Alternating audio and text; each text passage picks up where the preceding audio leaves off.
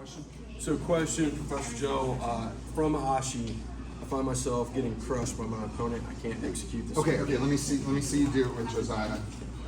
So go into your Ashi or your single leg X, whatever you want to call it. Okay. So I'm guessing he's getting this knee down. Yes. Is that what it is? Okay. So we need to keep the distance with him. And part of that keeping the distance, of course, is on the hip, but it's also raising your hip off the mat. Okay? Now I want you to take this arm and I want you to grab your own thigh. Now at the same time, I want you to pinch your elbow so you're almost doing this to his foot. You're almost making him invert his foot. Okay, now raise the hips up. Now Josiah, try to crush him from there. Much better. Okay, now to block that leg from coming around, what I want you to do is I want you to use this foot on the opposite buttocks. And now I want you to close this circle.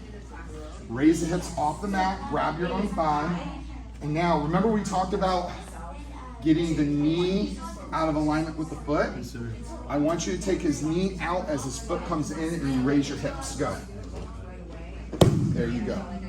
Do you see how that neutralizes the weight down? But I'll tell you, tough guys, man, you get into Ashi and you try to do all of that, and somebody like Josiah, who's big and strong, right? So I'm here, and the other thing that's gonna help you is that the foot's down by the hip, it's gonna be a little harder. I really want the foot like up by my armpit. You see how I brought myself in? Yes, sir. But man, even though you're doing all of this, there are some guys that will grab hold of you, and man, they're gonna start crushing. So what I like to do is push the weight away, and then I'll probably go switch to something else. Does that make sense? Yes, sir. Okay. Thank you. You had a question too?